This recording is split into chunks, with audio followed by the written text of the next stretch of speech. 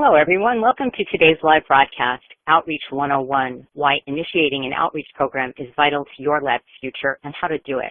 I am Judy O'Rourke of LabRoots, and I'll be your moderator for today's event. We are delighted to bring you this educational web seminar presented by LabRoots and sponsored by Roche Diagnostics Lab Leaders. Lab Leaders is Roche's promise to empower laboratories and the people within them.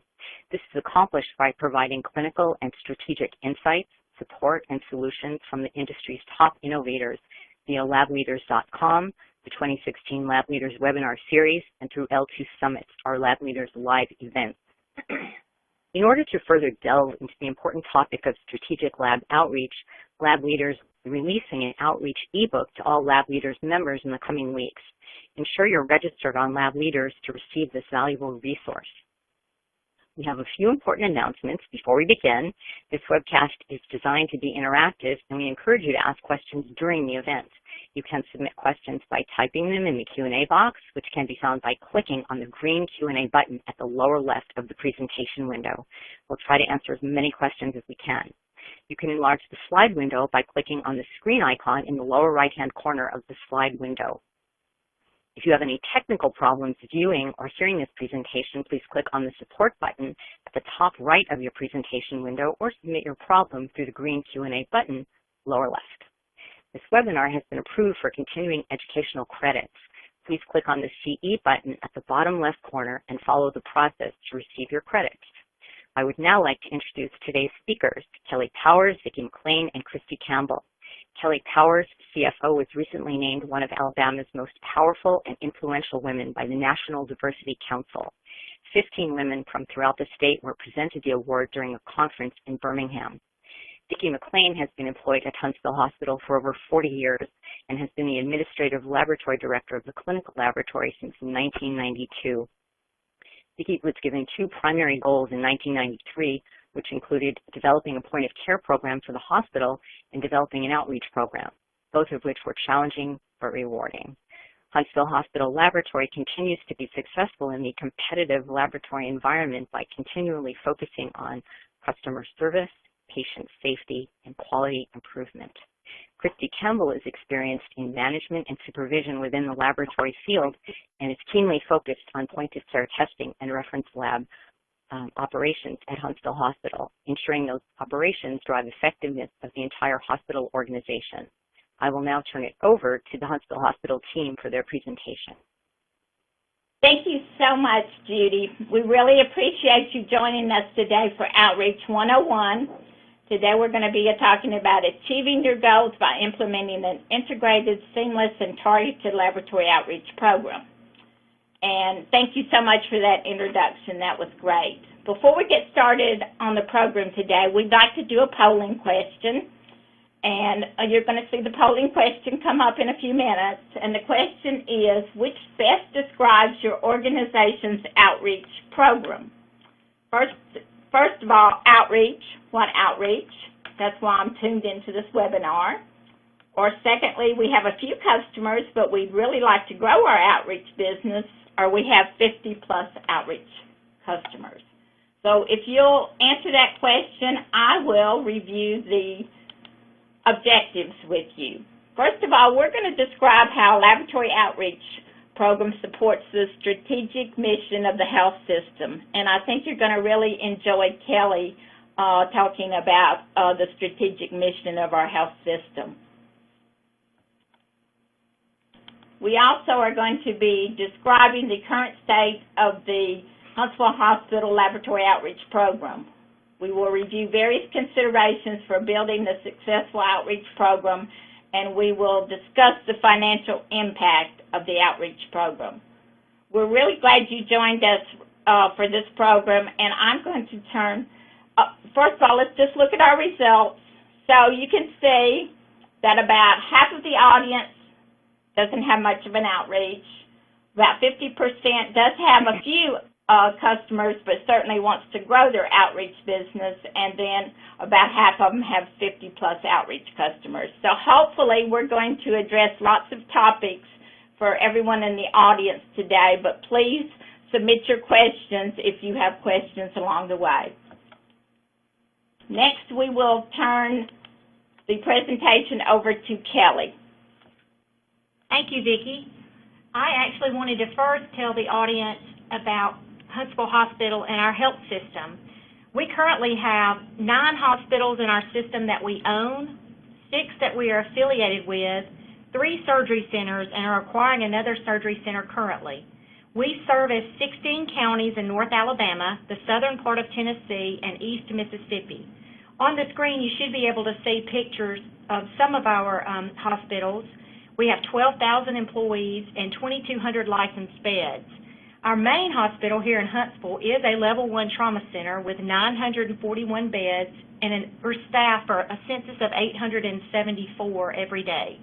We do everything here except for burns and transplants.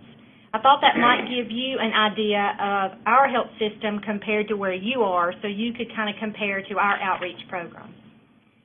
The next slide kind of shows you where we are as far as in the region of the state of Alabama. We are at the top, in North Alabama, at the top of the state. The blue counties represent our primary market share, which are 9 counties, and you'll also see which ones we have facilities in. Some of those we own, and some of those are affiliated with us. Our secondary market, we serve 7 other counties in North Alabama, including Tennessee and East Mississippi. Again, this is pretty much our market share. Our Physical 15, we're a June year-end. In millions, this is our total revenue, net patient revenue. The first is the patient care receipts at $904 million. Our non-patient care activity at $83 million, and our interest and income donations at $5.8 million. And this kind of gives you a total of where our money, cash, comes from every year. Next, this tells you our payer mix and who pays us. As you can see, we have a big Blue Cross market share at 30.2%. Blue Cross has about 90% of the market share in Alabama. We do have some other commercial, Cigna, Aetna, Humana, some of those, but Blue Cross by far has most of the employers' insurance. We did see an increase in commercial. We used to have probably about 5 or more percent in commercial, and we had an increase because we moved all of our 12,000 employees to a Cigna Allegiance contract about a year and a half ago. So that's why our commercial is at 8.8. You can see that Medicare makes up the bulk of our market share, so we're very much a Medicare hospital here. Inpatient currently represents 61% of our total revenue, outpatient at 39%. So we still have a lot of inpatients here in the hospital. Next, I wanted to share 2 things about that kind of fold into our mission, which is a lot to do with population health and the changes that are occurring in Alabama.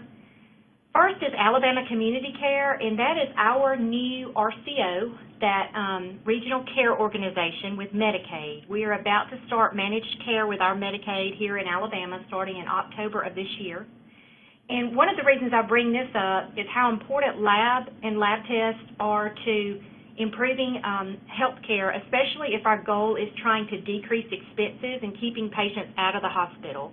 And I'm not sure about your Medicaid market, but we struggle with that here in Alabama. North Alabama is a little over $400 million a year in expense in Medicaid, and we're taking that on at risk to try to decrease that and keep costs down in Alabama. The next thing I wanted to talk a little bit about was the Alabama One Health Record. That is our healthcare information exchange here in Alabama. We are currently working on our interface to go live with that. It's a state exchange. We already have several counties who are live with it, and as I said, we will be coming up really soon, and definitely before October 1 of 16, so that we can have all of the data from all of our Medicaid patients, no matter where they go in the state. The reason that also is important to lab is the fact that we'll be able to share lab results. So if someone goes to the doctor and has a lab done, or has it here, we can see those results in there. The great thing about lab, and we'll talk about that, is the fact that with our huge outreach program, we're able to see a lot of the labs here at the hospital and exchange that without having to do another test. Very, very important. And one other thing I wanted to say was I know a lot of people on the call probably are from smaller facilities, but you can have a great outreach program in the smaller facilities, and this will become more and more important as we have a lot of our insurance on a risk basis. A couple of benefits, very high level with outreach, is the excess capacity that you probably already have in your lab. And as you know, mainly having a busy ER like we do, we have to have the ability to add on tests all day long, not knowing what's going to be flown in or come in through the doors. So Vicky does have capacity. Of course, I'm sure with her outreach business that has decreased over time, but that is a great way to add tests in there, increase your revenue without adding much cost. So that's where we get a lot of our profitability from our outreach program, is because of that excess capacity. Also, that the outpatient testing is the same quality that you get on an inpatient. And I know there are certain criteria for inpatients, and a lot of that being done on the same machine in the same lab builds that reputation with the physicians where I can trust this data. So that's a great thing for your doctors to have the same test on an outpatient basis that they would get on the inpatient side. It also builds those relationships with the doctors, not only with their ability to get the things that they need done timely, but also, like I said, relying on those tests, and it's done the same way with on the same machine, same reagents, calibration on the machine and everything, so that they really believe in the results once you build those relationships. It also helps them in their office when they have a really good ref lab that they can depend on. I think it's very important to their managing the patients in their office. And we're going to see that more and more, again, as we do this managed care RCO. We are already doing help homes here in North Alabama and have really cut Medicaid costs due to that. The next thing is allows the institution to manage population health. And I know that has really become a huge thing, a big buzzword in our industry, and especially here in North Alabama, because we have several tech companies that work on genetic testing and all of that. And I know we've had a huge thing here in North Alabama where women under the age of 30 can go and have their the genes tested and to see if they have an increased risk of ovarian cancer through their blood test. And that is just something that I think and eventually we will be able to use more of this genetic testing as we try and manage population health. Again, it protects some of our market share, and I think that's a really big thing for us here, is to try to maintain market share throughout North Alabama, and you can do that with a great lab and a great outreach program. But I'm going to turn it over now to the experts. I'm going to turn it over to Kristie and let her give you more about our outreach program. Thank you so much, Kelli. Thank you for that overview of our system. I hope it helps our audience understand a little bit about our operations and how we do things on a global scale, and we'll begin to drill down into the local services that we provide, and particularly our outreach program here at Huntsville Hospital. We interjected this slide. It is actually a picture of an elevated tram station that transports patients, visitors, staff members, and supplies between our two main campuses here in the Madison County area, our main hospital, and then our women's and children's facility that's about three blocks up the street from us. So, and the reason why we wanted to interject this is because typically when people think about the state of Alabama, they don't necessarily think high-tech industry. But we do have a very high focus of NASA engineers, missile defense engineers, and even a more recent focus on the biotech engineering in our area. So one of the NASA engineers that retired from NASA a few years ago actually came to work as a volunteer at Huntsville Hospital and was instrumental in the design and implementation of our elevated tram system. So we just kind of wanted to set up a framework of how you think of North Alabama. Most people, when they think about Alabama, they think about excellence in football, not so much high-tech industry. So I'll interject my Roll Tide there and gloat for a moment about our 16 national championships and counting. So our engineer actually, we were discussing recently the entertainment value of the tram as well, because if you're looking at it, it does look very similar to the monorail at Disney. So just a little setup about our region and the technology focus in North Alabama.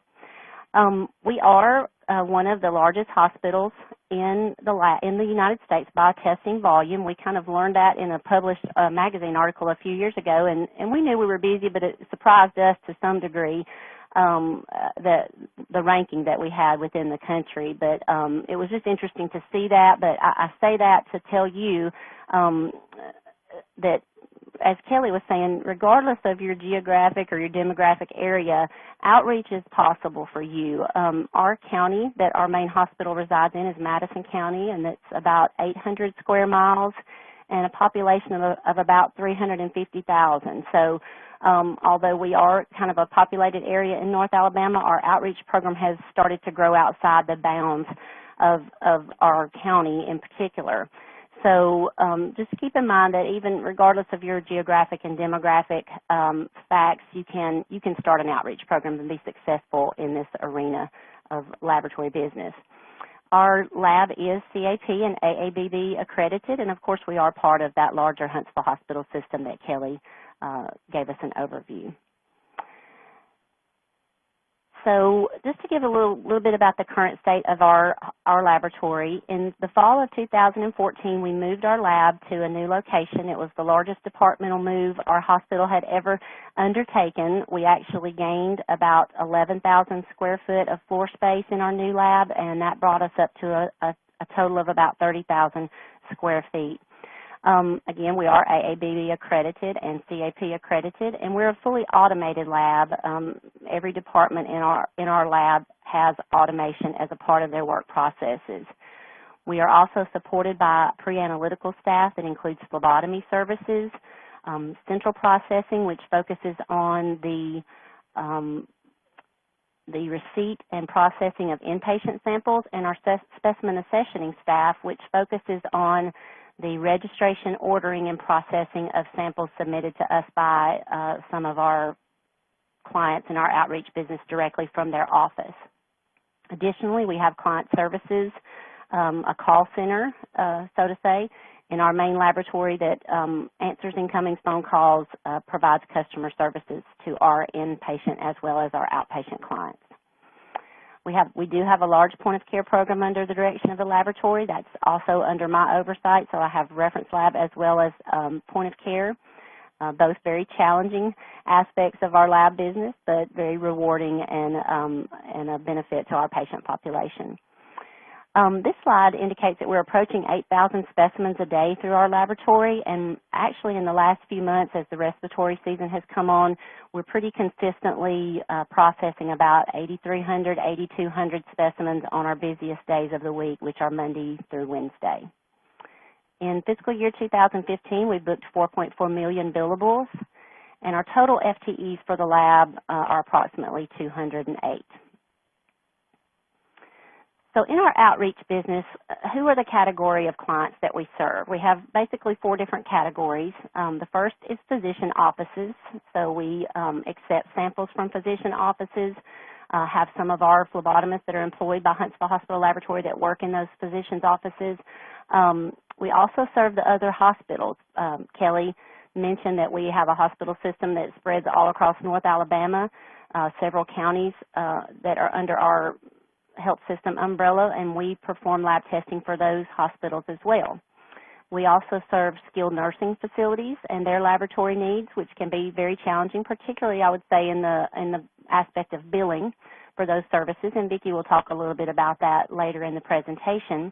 And a growing category of our outreach client business is in the wellness programs. Again, Kelli did allude to that in her section of the presentation, but what we've seen is that our health group, our occupational health group has increased the services that we provide to large corporations in our area and even our own employees to make sure that they're receiving some basic lab screening, basic biometric screening to ensure that they're focusing on health maintenance so we keep those patient populations healthy. How do we serve this client base?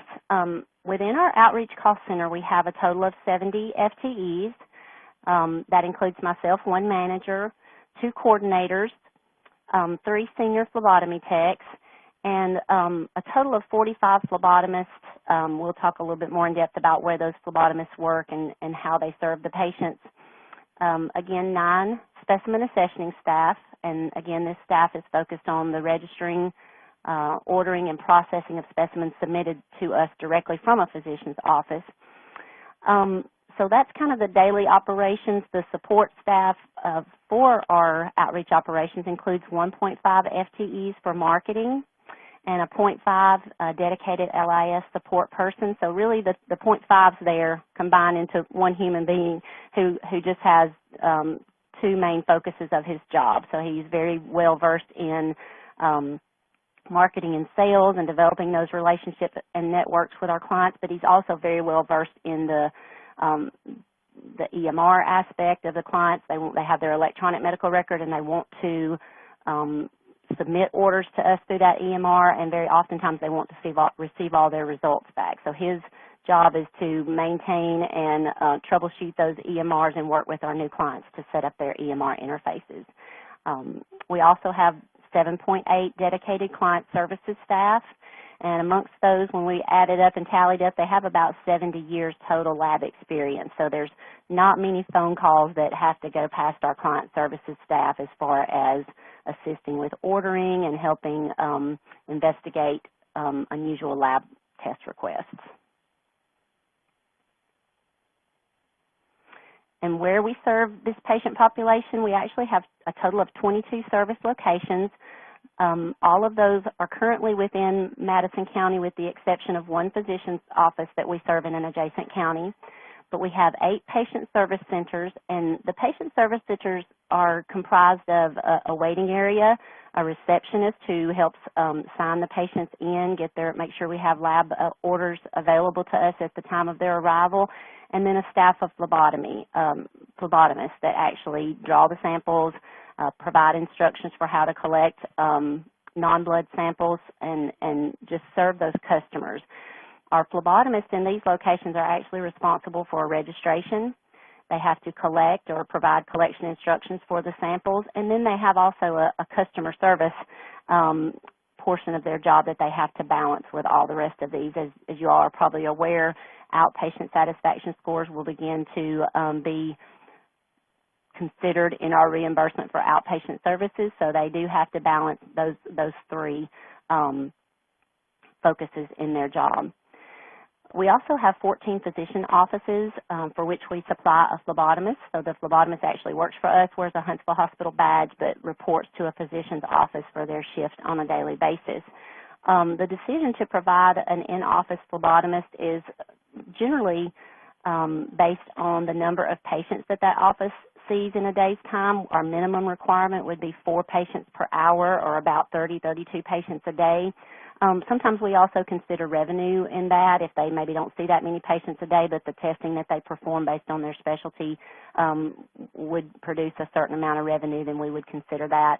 Another consideration also is if a former lab that provided their lab services had provided a phlebotomist in office as well.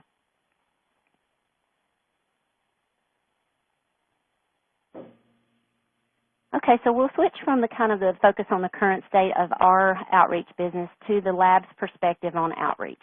You know, kind of considering why would you want to consider outreach? And I think when you're considering those options and considering embarking on this journey of creating an outreach program, you want to ask the question, where do you want to see your lab 5 years from now?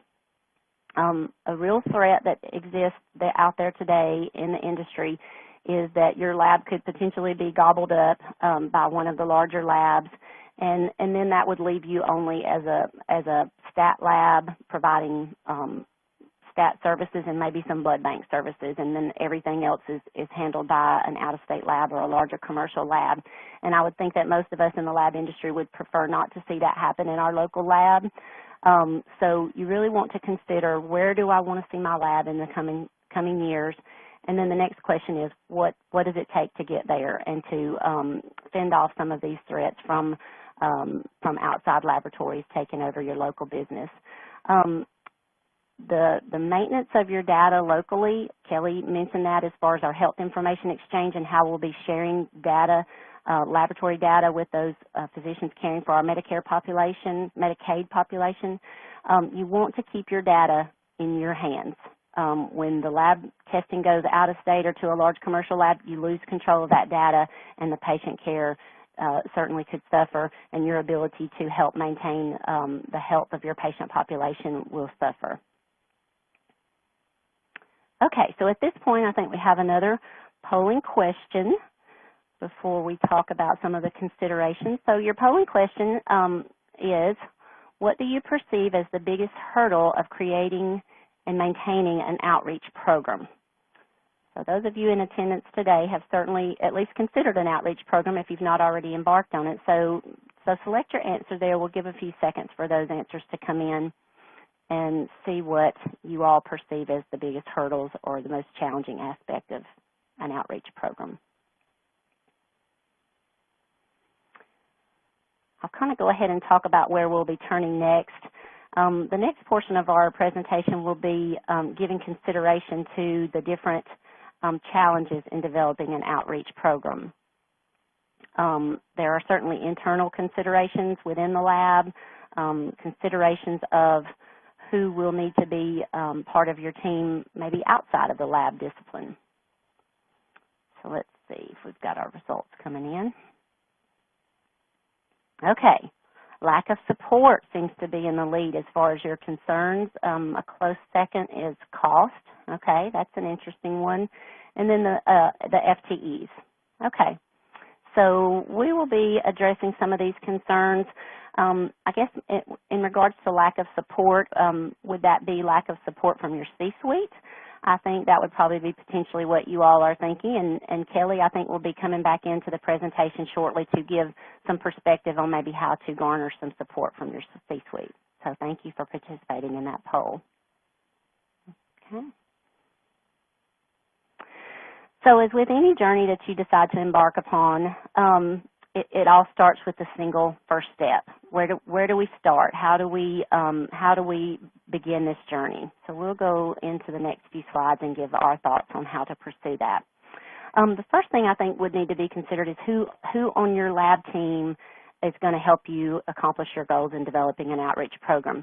You want to try to identify those visionary lab leaders, those people who are very resourceful and creative, the lab employees that you currently have that like a challenge and are not intimidated by complex issues. They like to really tear those apart and find solutions to those.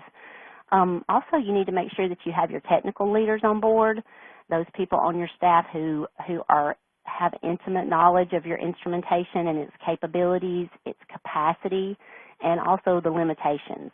These people can be vital in throwing up the red flag when it's time to change to an instrumentation or a platform that can handle the volume that you'll begin to see with your outreach program. You basically just want to identify your internal champions within the laboratory who can help you accomplish these goals. And you cannot, no single person in a lab can accomplish this alone. So you do need a team within your laboratory. So once you've identified your internal lab team, you also want to look at who do you need from outside the lab? What other disciplines need to be involved in this project? You would need to consider, how do I register a patient? So you need to make some friends in your registration department. You need to determine how that's going to be handled. Will your lab employees be doing it, or will the registration staff come alongside and help you with that? Once the registration and orders have happened and the results ready, how am I going to bill for that test? We certainly want to bill for the work that we're doing to make those costs offset each other, the costs that are a concern in the last poll that we took. You want to make sure that you're dropping a bill for that in a timely manner and able to do that in an appropriate way and at the appropriate time. So you want to also make some friends in your financial department. How are we going to get these results to the client? This is so important and has many challenges today in the world of EMRs and meaningful use. So there are lots of challenges in getting results to patients in this day and time, but they're not insurmountable. You need to have some friends in IT who can help support you and guide you in making some of those decisions.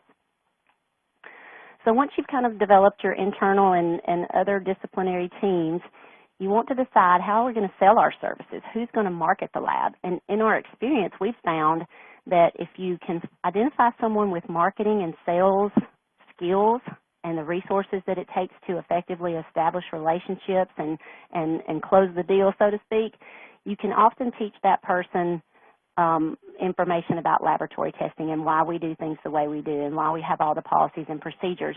It's not always easy to take a lab person and try to turn them into a marketing or sales rep. So that's just some experience that we've had personally through the years with our outreach program. And who are the clients going to be? You certainly want to look at your system. Do you have a network of physicians' offices that are owned by the hospital? Those are kind of slam dunks. Go talk to those people first. They're likely already using your lab services. You also want to consider maybe friends of your department. What physicians are champions of the lab in your organization? Go talk to them. If you ask the questions. If you trust us to do your work on your inpatients, would you trust us to do your clinic laboratory testing?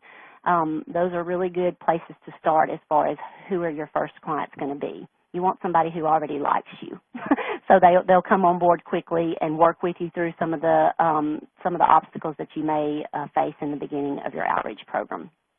Some specialties that we would recommend or suggest that you consider would be, any multi-physician practice. They're likely going to order a lot of lab tests.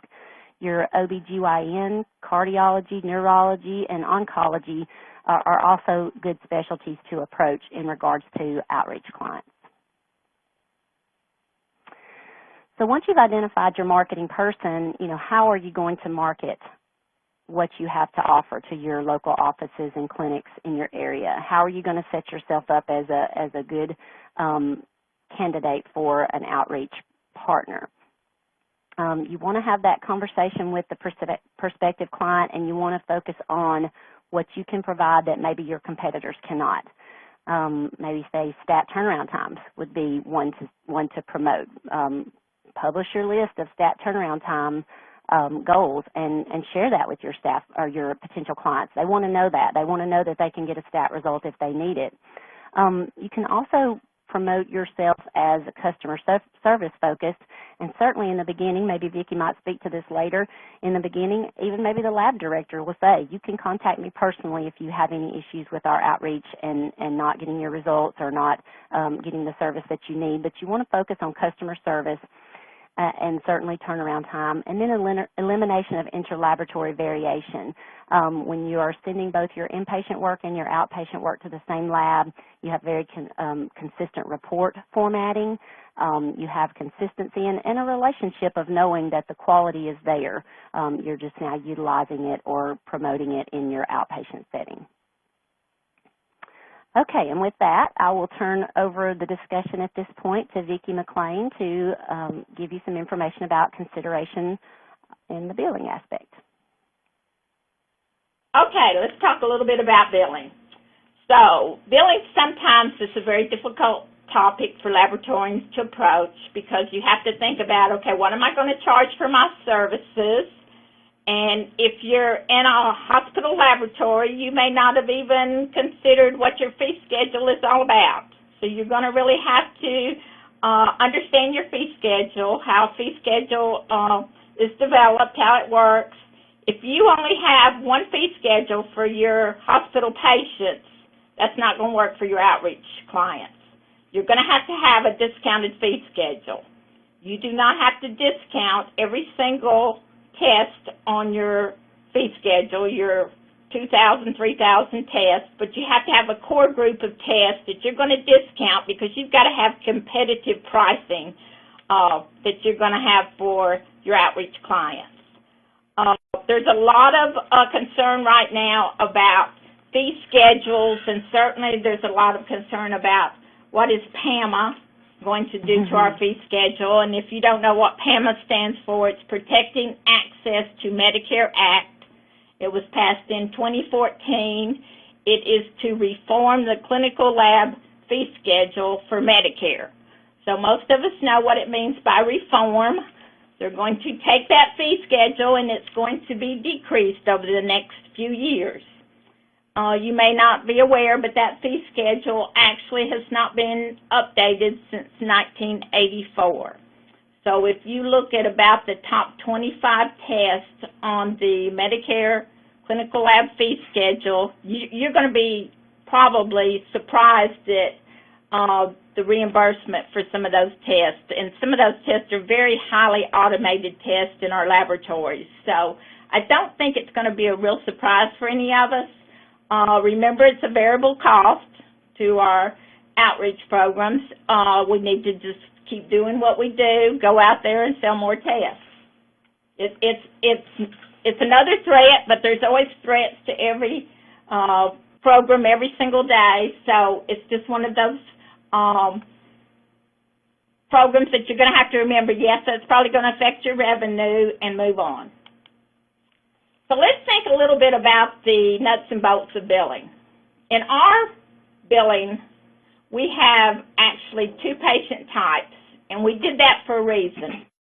We have the patient, and the patient is the one that would present to the patient service centers. They come in with their orders, or orders may be electronic orders that have been transmitted through the EMR. It may be still a paper rec. Yes, there are still lots of clients out there that still use paper recs. But that's what we call the patient billing type. And then we have the specimen billing type.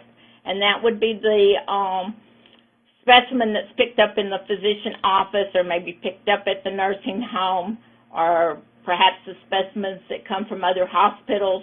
Those would be the ones that would come into our specimen accessioning area, and they would be registered there. Now, what those two billing types did for us is that's how we could develop our financial statement for our outreach program. You're going to want to know, is this program successful? Are we actually able to measure that success? So it's very important that when you're thinking about billing, you're thinking about, okay, what's our financial statement going to look like, and let that be the driver of some of these decisions. The other thing you have to think about is your bills. What kind of bills are you going to be producing? Of course, you're going to be producing your insurance billing, and that's where you're going to have your two different fee schedules. You're going to have your fee schedule for your non-discounted fee schedule for primarily your inpatients, and maybe even for your outpatients. And then you're going to have a discounted fee schedule for your outreach patients. You're going to have institutional billing. That's what some may refer to as client billing. And it would be billing for your hospital clients, billing for your nursing homes, for the ones that are Part A, where it's a global payment. And then you have to think about the self-pay billing. And until recently, we really didn't do a very good job for self-pays. It's very difficult sometimes to deal with self-pays when you look at the hospital fee schedule and laboratories. But what we did is we came up with a program we call prompt pay. When the patient presents, if they're a self-pay patient, then we give them a huge discount if they pay same day of service. So it's very aggressive billing. Patients seem to like it. It's working well for us. We've actually collaborated with registration services to actually do the billing piece for us. We didn't really want to have the phlebotomists have to handle the billing part of it too. They already have to do registration, insurance verification, medical necessity. So we collaborated with registration. If we have a self-pay patient, then they go through registration services first, pay for those services. Very well for us. So remember, when you're thinking about discounting fees for outreach patients, sometimes that'll make it a little bit easier to think about your fee schedules. Okay, once you've thought about billing, and of course there's a lot of things you have to think about when it comes to billing, but use the people in your hospital that are expert at billing, and that's usually people in patient accounting. Use those experts to help direct some of your billing decisions. The next big piece you really have to think about when you're really trying to get your outreach business off the ground is operations. What am I going to do about operations? Because it's going to affect the operations in the laboratory. It's going to affect the med techs that are running the test. It's going to affect everything you do in your laboratory. When we first started our business, it was in 1995, which has been over 20 years ago now. We started the business. We started with some low-hanging fruit. We got some physicians that were very loyal to the hospital, and they were our first clients. And we knew that we needed to think about things like customer service. That was going to be big. We had to teach people how to answer the telephone, because when you're dealing with a physician office, it's a little different than dealing with the nurse up on the nursing unit. We also knew that in time, as we built the business, we certainly were going to have to add the resources. And sometimes that's how you deal with funding your outreach. You don't fund it all up front. We started with one person in our outreach business, and that was a marketing person. So as we would add a client, we had the excess capacity. We might have to add support personnel as we had to maybe increase the phlebotomist at a patient service center. But we would add it as the operation would grow. One of the big problems that we had in operations was switching over to automation. So you can see one of our first issues was archiving specimens. Our archiving system used to be racks in the refrigerator. We would have those numbered by the day, and then we would have to go back and see if we could find the blood when we had a specimen ordered in lab. I think Kristie was in charge of that. But we've grown into some very sophisticated automation since. When you think about operations, you have to think about, okay, when are these specimens going to arrive in my laboratory? And they're going to arrive primarily on second shift. You're going to start having specimens arrive about noon, but most of them are going to be on second shift. So your second shift that traditionally has not probably been as busy as your other shifts is going to become very busy. But they're going to be doing testing that's very different from testing the inpatient side, because these are going to be patients that come from physician's office that often are not, their acuity is not as great as what we see in the hospital. So a lot of times that's very normal volumes. You can do automation very easy. You can look at things like auto verification works really well when you get these high volumes of specimens coming through the system. And you have to remember, a lot of these are going to be specimens that are going to be arriving after physician office closed, so you're going to have a group of people that can perform the registration very well, because you're going to want to get these specimens in the system resulted on that second shift, particularly if you're a hospital lab, because what's going to happen on third shift? You're probably going to start working on your early AMs for your inpatients. At least that's what's happened here. So we cannot allow the operations and these specimens to go up into our third shift, because then we're going to have problems with turnaround times on those inpatients. So you really have to look at the resources when these volumes start to grow in your second shift. Okay, I think Kelly's going to take this slide and talk a little bit about a CFO's advice. Well, and I think I'm going to be brief. Thanks, Vicki. You gave them a lot of detail. I know they probably don't want to hear all about our system, but I want to give you a few just very high-level thoughts for getting the support you need. Based on that poll, lack of support is a big thing. So the first thing I think you need to do is come up with your return on your investment, your ROI. This is how much it's going to cost us to do it, and this is how much revenue. But also I think you need to start small and build upon that. So don't let the cost stop you from creating the program to eventually gain the potential of all the additional revenue. And I think sometimes I know we do that a lot here, but you have to really look at the big picture, and that's what you've really got to explain to the C-suite on how to get this done. The next thing is you need a dedicated person, and this was something that I really had to be convinced a long time ago, but I believe it is essential. You have to have that person in order to make this program work. It can't be added to someone else's job, and that person have other things to do. They really need to be dedicated to building this with very distinct goals on what they need to do. Also have a commitment to customer service. I think customer service is very important to making it work. And then also be willing to pay for those interfaces. Some of them can be $5,000 to $15,000 to more, but it is important because you really want to make it be a good thing for the doctor and their office. And then make sure it aligns with your institution's mission and strategic direction. And I don't know what hospital out there that doesn't need additional revenue. So I think we all need that. But again, I'm going to turn it back over to Vicky to talk about some other things that we have. Thanks, Kelly. I think that was a good perspective from the CFO, and Kelly's exactly right. Start with, you do need one person who's dedicated to this project. That's probably one of the best things we ever did. We got to hire that one marketing person, and her job was to get this program up and running. And as we got those clients and we started adding those additional resources. So I think that was key.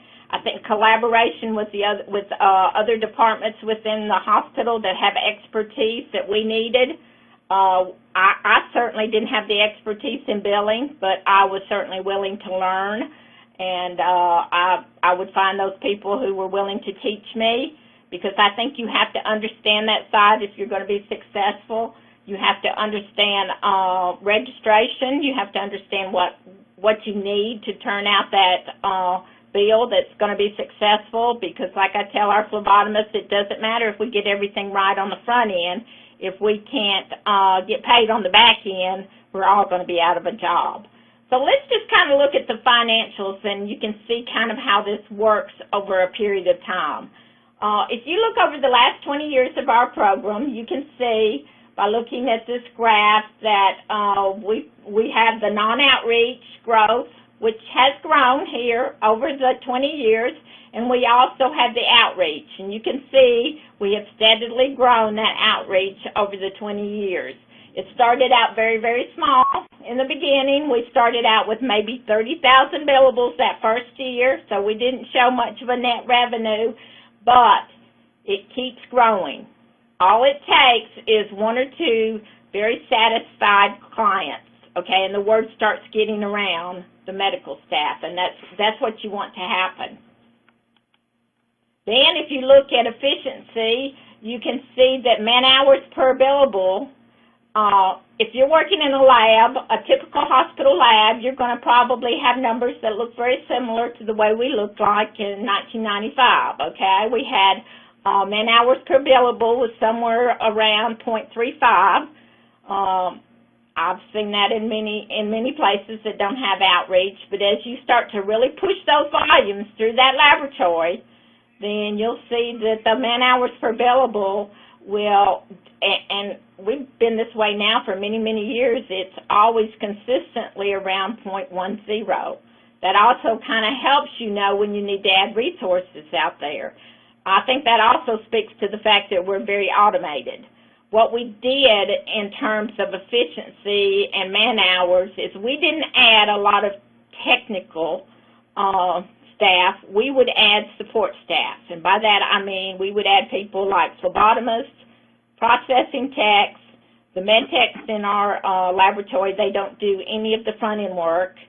That is done by people we call processing techs, whether it's in micro, whether it's in the automated lab, whether it's in even the blood bank. We use processing techs on the front end to take those duties off of our med techs so that they can focus only on the testing part of the laboratory.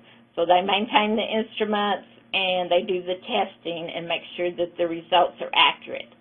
So I think when you look at direct costs, you can see that our direct costs have gone down tremendously as we've grown the business. But if you look at salary costs, I think that's where you really see the fact that we've used a lot of support personnel over the years have really drove down our salary costs. And, of course, remember, you've got to be competitive with the other labs in your marketplace. So if you're trying to get into outreach and the other labs in your market are the corporate labs, then you're going to have to be competitive with those labs. So you're going to have to be very efficient when it comes to operations within your organization. So you're going to have to think outside the box, okay? You just can't always add a med tech. You have to think about what duties can you take from that med tech and add someone else who can do that probably better than the med tech. So I think if you look at those numbers off of those graphs, you can see that's how outreach can really help the organization. And if you look at our ROI over the years, will it drive revenue? Yes. In the 20 years since we've been doing this program, we've added almost, I couldn't get it there, but almost $100 million. I tried to get it there, but I couldn't. So it's worthwhile. I think the technologists that work in our laboratory, they appreciate the fact that we do this. It brings a lot of diversity to their work, and they like that. We've been able to add a lot of automation to our lab that we would have never been able to add if we had not started an outreach program. And I think it's good for the patients that are in the hospital and also the patients that are at the physician office. So I'd like to thank you and also remind you that there will be another webinar that will be coming up on the first Wednesday of next month. It will be on Cultivating a Culture of Quality by Jennifer Dawson, so please sign up for that through Lab Leaders. And I think we're going to be turning it over for questions and answers now. Thank you. Thank you for that informative presentation. So before we get started on the question and answer session, I'd like to remind our audience how to submit questions. You can submit questions by typing them in the Q&A box, which can be found by clicking on the green Q&A button at the lower left of the presentation window. And we'll try to answer as many questions as we can. So our first one is, if you were starting an outreach program today, what would your considerations be on possible Medicare CLFS changes? Okay, so I think that goes back, well, today the Medicare clinical lab fee schedule is good. It pays well. Okay, so if I was starting it right now, you probably got about a year, and the fee schedule is fantastic. Now, yes, there's probably going to make some changes in that fee schedule, and you're going to have to make sure that you understand how that's going to affect your revenue when you do your return on investment, but do not allow that to stop you from starting an outreach program, because you're still going to be viable. That fee schedule, at least in the state of Alabama, is probably not going to be as bad as some of the fee schedules we get from other payers. So don't let that stop you. Go ahead and start your outreach program, knowing that, yes, that is going to change. It's not going to stay the way it's been over the last few years, although we have seen a lot of changes even to that fee schedule over a few years. There have always been decreases in the last few years. So hopefully that answers your question. Here's your next one. Do you think that PAMA is going to help strengthen commercial labs? Well, I'm not a fortune teller, but I don't think PAMA will certainly strengthen other laboratories. I think you just remember that PAMA's out there. It's going to change your revenue stream. Get in there, do high-quality work, and don't worry about the corporate labs out there. Okay. How do you charge and bill the other hospitals in your systems for the tests performed at the outreach lab, and what is your average cost per test? Oh, wow. I guess I get to get that question, too, since I do the billing. We have a standard fee schedule for our partners, which is hospital clients that are in our health system. It's a very aggressive fee schedule. I mean, we're all in this together. We're not out to make a profit off of our partners, so we look at our direct cost. It's a little bit above direct cost just for, you know, the registration or the EMR work that we have to do, but it's very, very aggressive pricing.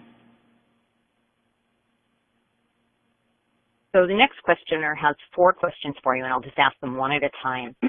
As over 50% of your financials, hang on one second, we moved over here. As over 50% of your financials are from Medicare and Medicaid, how will your financials perform when HHS changes pay plans?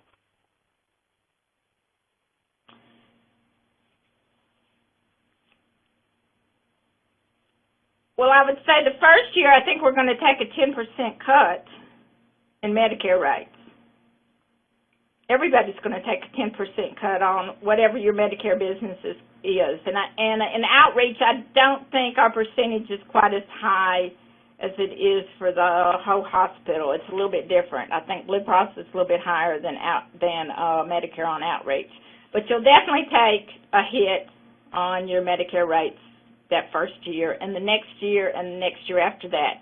You're just going to have to make sure that you program that into your financials. Do you use Lean Six Sigma metrics for your lab program? Yes, we do. I have some managers. They're very, very process-oriented. That's the technical people that you want to find that handle operations for you. They know how to take a process and make it very lean. They're very good at finding automation that will fit into our laboratory. We try to automate as many things as possible. We try to use things like auto verification as much as possible. So I think you have to identify those leaders in your lab and utilize their abilities. Okay. Is your main point of care lab modular and integrative? I'll try to field this question. This is Kristie. I'm not quite sure exactly what you mean by that, but our point of care program within our laboratory is the platforms are handheld devices that are mobile with the patient, with the end users. So we don't particularly have any stat labs or physician labs that we run out in offices, if that's kind of where your question is heading, but our point of care program is focused on inpatient units, ICUs, ER, that kind of thing, and all of our point of care devices are handheld devices. I hope that answers the question. Okay, and this person's last question is this individual. Do you send patient samples to reference labs like ARUP, Quest Diagnostic, and LabCorp? We do. I'll field that question as well. Again, this is Kristie. I'm over our referral testing department, and our primary referral partner is Mayo Medical Lab in Rochester, Minnesota. We do, however, from time to time send specimens to these other labs that were mentioned, as well as other labs. Some of that is based on, Mayo's test menu. Maybe they don't have that sample or don't have that test on their menu. They don't forward to those labs, and it's a client that we work with to try to provide the more specialized testing that they request. Now, I will say this.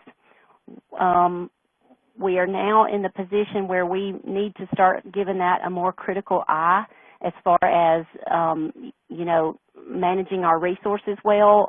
We only have one FTE in our referral department and then a PRN that helps along with that on the evenings and weekends. So we have to really kind of start considering that and deciding if we're going to be a little bit more aggressive as far as the laboratories that we refer specimens to. I will say this, I think this maybe touches on another question that was asked in the list, but what we see, because what you sometimes get into with that is they want to do institutional billing, and you kind of get in this mess of who's paying the bill and who's responsible, particularly for some of the more advanced genetics tests that are not covered by anyone's insurance. But we've seen that some of our referral labs that we do business with, they've come around to start offering more third-party billing, where you forward the sample to them, and the patient's demographic and information, insurance information, they bill the patient's insurance, and if the insurance won't cover it, then they have a plan and a process for working with that patient to provide satisfactory payment schedules, that kind of thing. Thank you. Do you have a strategy for limiting tests that cost more to perform than you're reimbursed?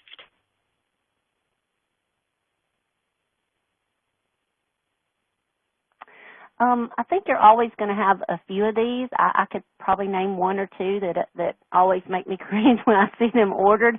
I think that as you develop your outreach and you're increasing your volumes per test that you do, maybe you have a low cost per test, and then you do get a decent reimbursement for that, it does help offset some of those costs. So I would say if you're concerned about that, you know, the particular tests that I have in mind are chromosomal microarrays, some very advanced chromosomal testing that's required, and we do not get reimbursed as much as those tests cost us, but the percentage or the volume of that test is small as opposed to the many BMPs, CMPs, whatever else we get a good reimbursement rate on out there, and we can keep our costs really low because of volume. So it's sort of an offsetting, it's a balance that you have to work with there. Okay. How do you establish a relationship with a potential client that's under a long-term agreement with a national reference laboratory, and how do you provide connectivity? Okay, well, that one's a little tricky. Let's see, site that uses a long-term agreement with another lab. I think all you can do is focus on the fact that you can provide stat turnaround times for them and probably a level of customer service that they may or may not be getting from their current reference lab. You know, I guess it depends on the client that's using them. You might can sell it from a standpoint of, you know, we want to keep all this local business local. We want your clinic patients to have the same type and methodology of results as they have when they come to our local hospitals for service. And what was the other part of that question? How do you promote connectivity? Okay. So very many of these doctors' offices have an EMR in place. And as Kelly mentioned, we have been willing to you know, help cover the cost, certainly our cost of interfacing from our LIS system, which is Sunquest, to those EMRs. We actually are currently interfaced to about 30 different EMR vendors, and that covers about 100 of our outreach offices that we do business for. So it's no small task. It's not an easy task, but we do have that dedicated LIS FTE who that is a major focus of his job every day is developing those interfaces, testing them, even gets involved in some of the troubleshooting on the backside to make sure that things are flowing appropriately between those. What EMR do you have?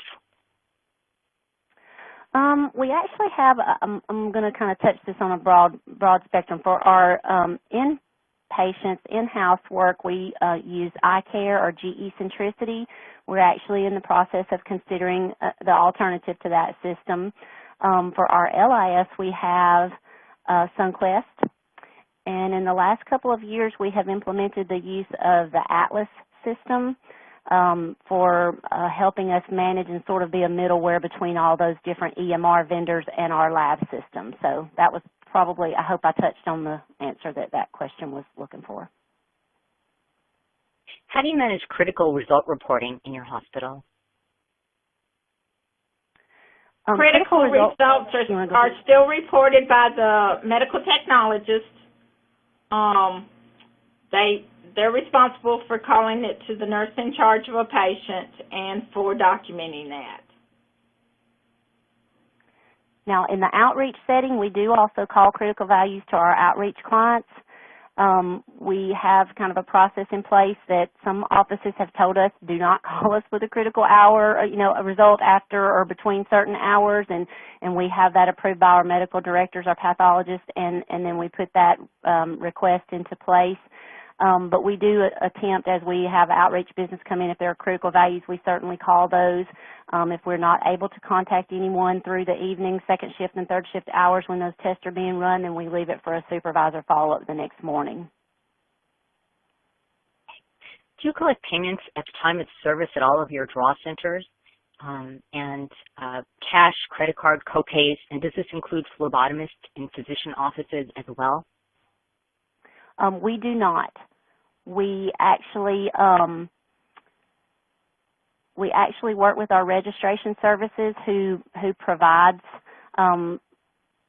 for lack of a better word, financial counseling to the patient as far as what our programs are that we offer people who have no insurance or are self-pay.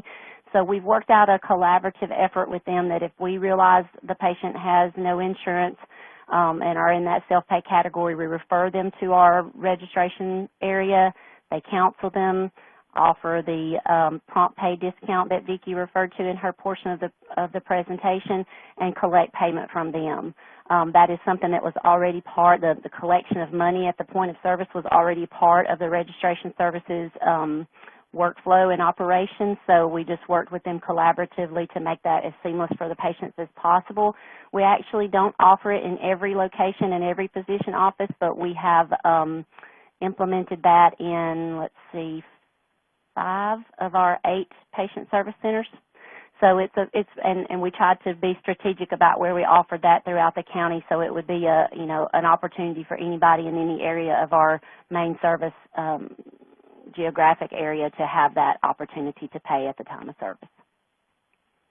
It looks like we have time for one more question today, and it is, what % of the outreach orders are sent electronically from a physician's, jumps around. What percentage of the outreach orders are sent electronically from a physician's office and are most through an EMR interface? Oh, that one's kind of a tough question since we are kind of still in the early phases of that Atlas use as the middleware there. Vicky, could you speak to that? I'd say maybe 50%. Maybe yeah, I would say right now we're probably about 50%. So 50% are electronically sent, and then we still get a lot of paper recs. Right. So if you're out there thinking that physicians don't use paper recs, there are still a lot of physicians that use paper recs. At least here there are. From a workflow perspective for the staff members, though, I would say, whatever you can do to standardize their work, and that's kind of a goal of mine. It has been a goal. Atlas has helped us accomplish some standardization in how the orders come to our staff members. I would say, maintain a goal of having standard work for your support staff, because it certainly makes their job easier when that at least comes in with some consistency of how the tests are ordered and where the insurance and demographic information are on the printed rec or paper rec, whatever you've got out there. So that's certainly something to consider as you're setting up your operations. You want to make it as standard as possible. Thank you. Since there are questions we weren't able to address due to time constraints, the lab leaders and Huntsville teams will work together to answer the remaining questions, and we'll send those answers out with we'll send them out with the recording to all lab leaders members next week. I would like to once again thank Vicky McClain, Kristie Campbell, and Kelli Powers for their presentations. Do you have any final comments? No, I would just say, good luck on your outreach program. Certainly if you need additional information or need a resource, we're always willing to help anybody. Okay, I would also like to thank our sponsor, Roche Diagnostics Lab Leaders, for making today's educational webcast possible. Please visit the events page on lableaders.com to get more information on the next presentation of the 2016 Lab Leaders webinar series, and to watch this presentation and many more on demand. And as a reminder, Lab Leaders will be releasing an outreach ebook to all Lab Leaders members in the coming weeks. Ensure you're registered on Lab Leaders to receive this valuable resource. Thank you.